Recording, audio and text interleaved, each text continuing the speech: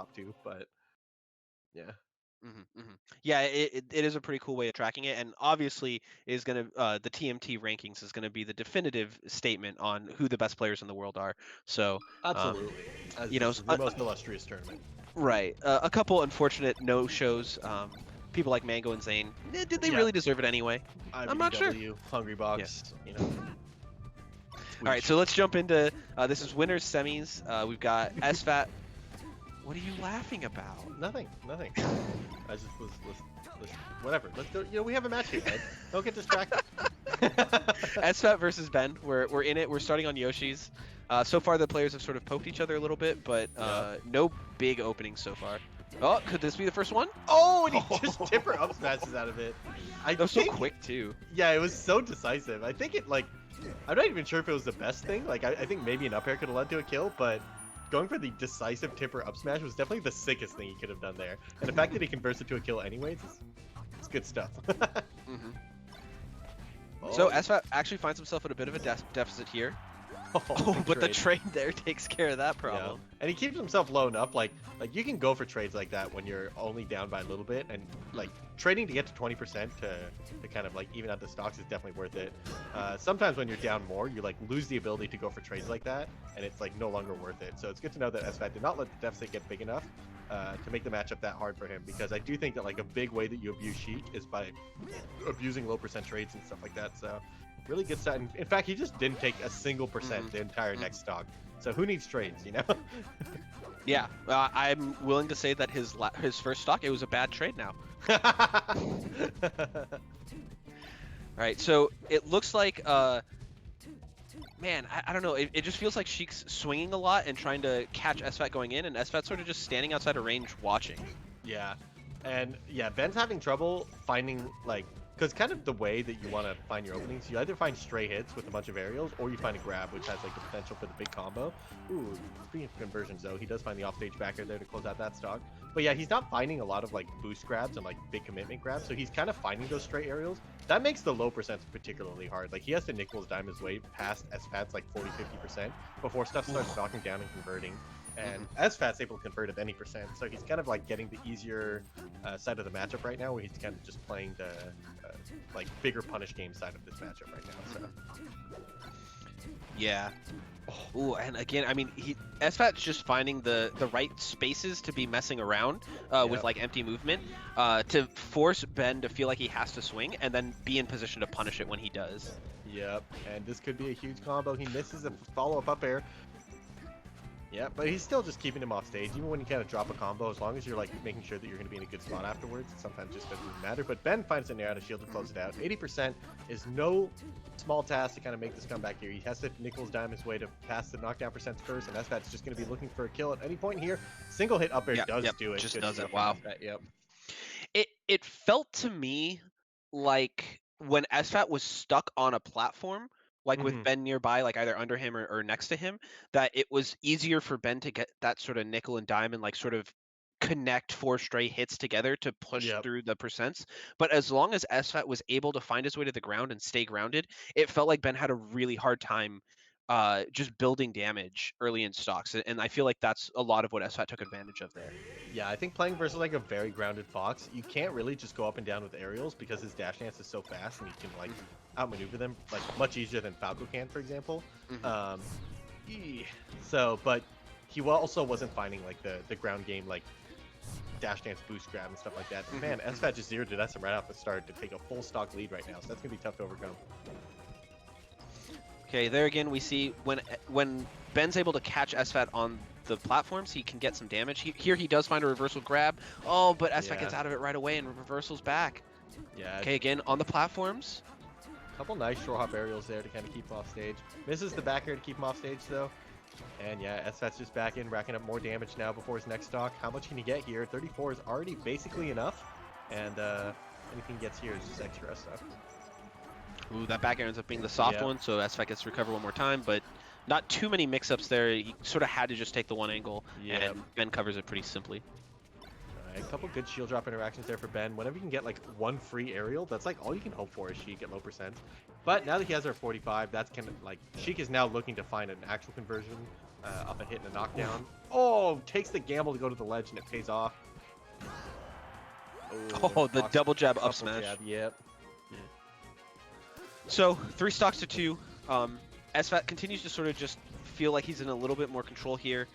He just isn't getting caught by any of LSD's approaches when he does do him, and then is able to. Sorry, Ben's approaches when he does do him, and then he just seems to be able to whiff punish really effectively when Ben tries to play in place. Yep. Oh man, he's just all over him all the time, and it feels like it's scary all the time. Like even at low percents, he might find a wave shine, might find a grab, might find an up air, and knock up or something, and convert into a big juggle.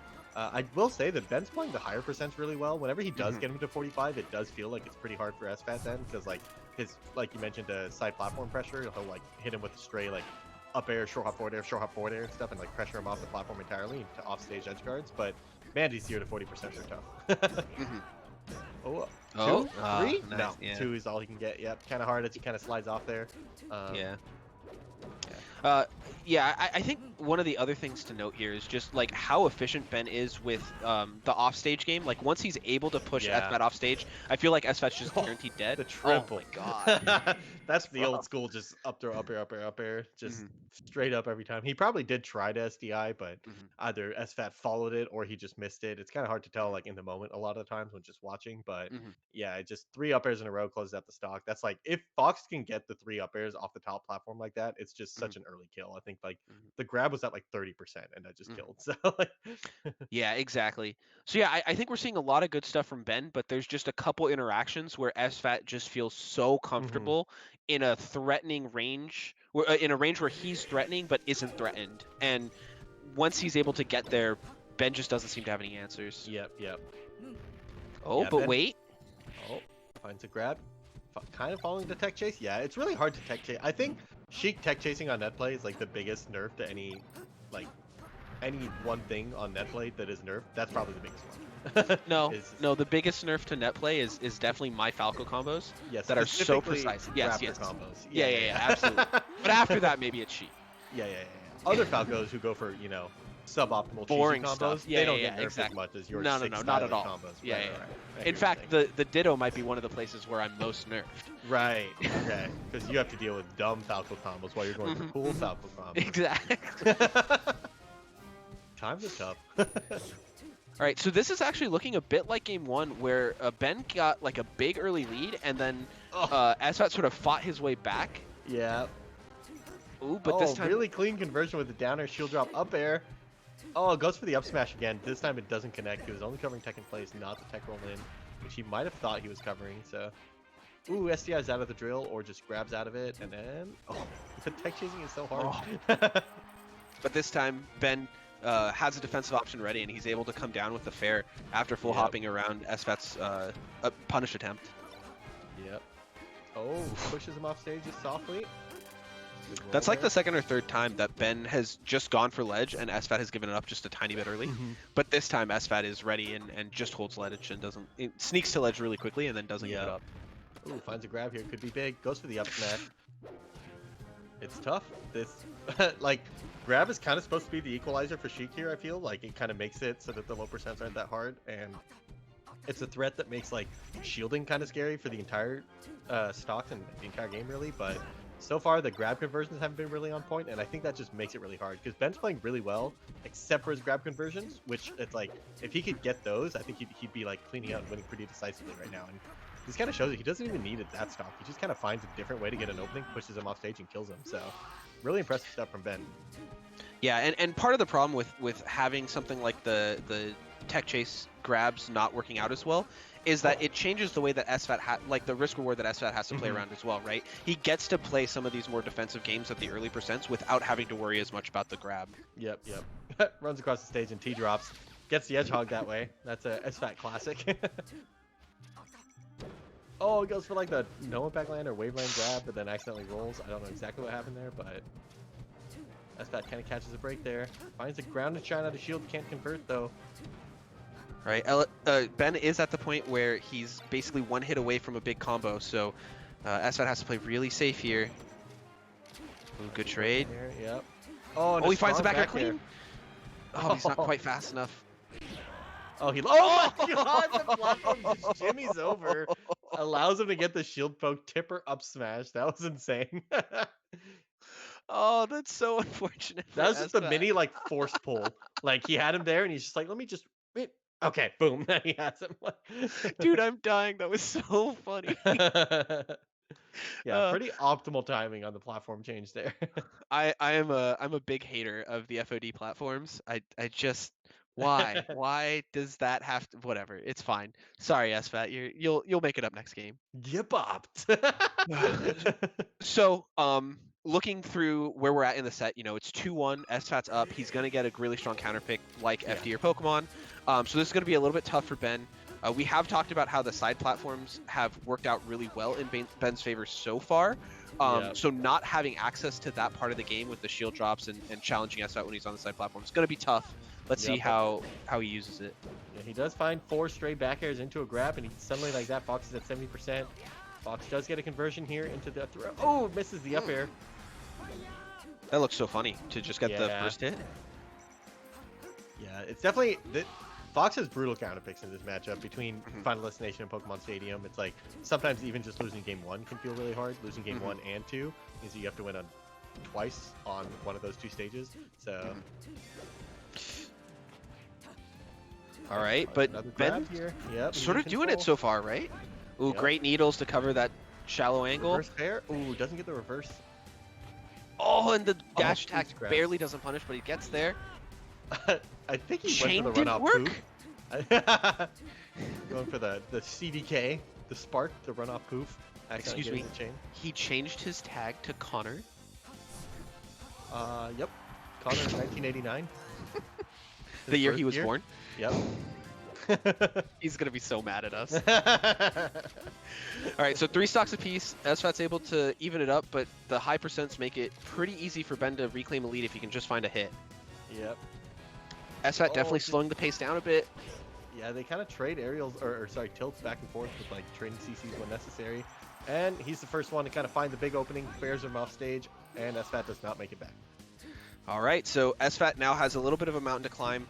Let's see if he can use these low percents and the crouch cancel mechanic to sort of make a win here.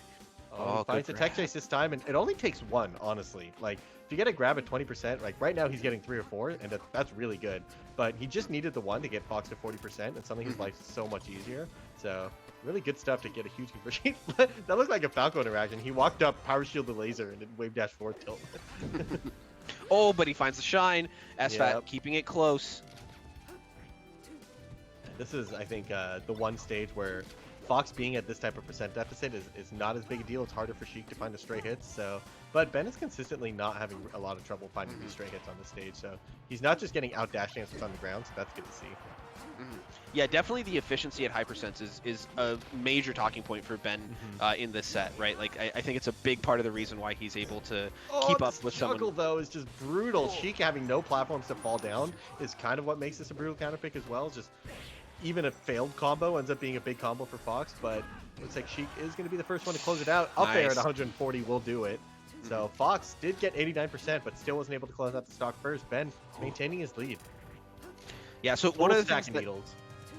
One of the things that like Spark and other high-level Sheiks have been really pushing recently is the use of back air as sort of just a poking tool. And it seems like Ben's trying to take a page out of their book there, and it's working out really well for him. Oh, drill grab into single hit up air. Once again, we've seen him get that a couple times this set. All right, so last stock, this is game 4. Ben trying to force a game 5. SFAT trying to close it out right here. Yep. Oh, that nair with the fade back gets around the aerial somehow. Yep, SFAT taking his time, seeing the Cheeks kind of jumping up and down. Doesn't want to just jump into an aerial, but he kind of ends up doing it anyways. Oh, needle jab barely doesn't convert. SFAT going for the raw up smash onto his shield, gets grabbed for his troubles. I like the back throw, but he's not confident to hold out for the edge guard, so he gives it up and just claims center stage again. With the percent lead like it is, it feels like Ben's at a pretty strong advantage. Yep. So can Ben kind of maintain his cool in a pressure situation like this? Because he kind of has to not get too over-eager for the kill here, but he walks up to him, knowing that SFAT's going to be scared too, and that's kind of how he gets this opening. SFAT kind of doing a desperate side B shorten, but Ben is able to maintain the pressure here. Man, it's tough to get back here. I'm not keeping my cool. How is Ben? I'm freaking out. Oh, and another short hit to the ledge dash down. Now suddenly he's the one with the corner pressure sequence. Back air. Okay. Can he trade with an up smash? Goes for the grab. Oh, what a clever air dodge to get back to the ground without getting caught. Oh, the nair pushes him off. Oh my god. Oh, these aerials are so tough. Oh, and he finds the strong forward air. Man, Ben was really committed to that hop aerial, and man, it's tough to find just a clean punish on that. I think SFAT had to be even more patient than he was. You can't like let him whiff like quite a lot of those and just like be committed to punishing the next thing afterwards. There's kind of a mix up. If she's doing late aerials, you can punish her beforehand on the way up, and if she's doing early aerials, you can punish her afterwards. And that's just a read you got to make. And in a situation like that where it's last stock, both high percent, you're just gambling a stock if you go for a read on one of those punishes. So a lot of times you can kind of just let her jump up and down and like not go for that read for a while and wait to see if she's going to throw out a forward tilt or a dash attack or something like that, because she's not taking that much space while just jumping up and down. But good stuff to Ben for kind of like he did it in the right spots where he like had enough stage control to where SFAT couldn't just overshoot him and stuff like that. So yeah, maintaining his cool in a spot where we could not. And I will also mention that one of the things that's going to be really important coming into this game 5 is Ben has to find a way to get a bit of a lead, sort of like he did last game, because using that strategy to close out the game worked because SFAT was already at high percent. If SFAT's at CC percents, he doesn't have that option available to him. So we'll see how this goes. I like the decision to go back, kind of showing confidence in his stage pick the first time around. So. Yeah, and I think one of the words I want to use here from Ben is discipline, right? The discipline to not overcommit on some of these hits. Sometimes you get that first hit and it feels so juicy to go for a big follow-up and kind of break through these early percents. But Ben's staying very disciplined to not do that and to know his limits in terms of what he can get. That was such a good delay on the up air there, but it doesn't quite kill, but he does find a juggling back air. Oh, that back air took... up air? Not that time. SFAT really wants to prevent that lead like we talked about. He wants to be the first one to take the stock, but Ben finds a grab here. Tech chase, he's looking for a forward tilt or dash attack, doesn't get it. Oh, first time we kind of saw him go for a big commitment. He goes for the dash attack all the way in, but SFAT's ready for it. Has time to shield it. And the roll from the ledge is going to close out the stock. Now SFAT has into a good position to kind of slowly eke out a lead here. We'll see if Ben can stem the bleeding as fast as possible. Nair up tilt doesn't quite connect. Up tilt, is this a stock? Forward air. Oh, and he catches the needles get him. Yeah, good stuff. All right, so we're at 3 stocks apiece. It is even, but again, I really think it's going to be important for Ben to go in with a lead on the last stock. So I think we really need to see him try to make a pace right here. Up tilts right here. Ben has no jump, and he's just getting up tilted over and over again. Sheik has so few options coming down. You have like a very laggy air dodge or a very like bad hitbox coming down, and that's kind of the problem with low percents. Even if you trade with the up tilt, Fox is actionable right away, and he gets to just convert off it and kill you. So, ooh, he finds the grab here. Yep. Can he take this all the way? He gets the dash attack. We get 4. Can we get 5? Oh, and he goes for the read finally. Oh, but it doesn't matter. He finds the side hit of the up smash to kind of set up the edge guard for him. Up tilt. Oh, just barely doesn't get there in time. Dash attacks once again into the corner. Man.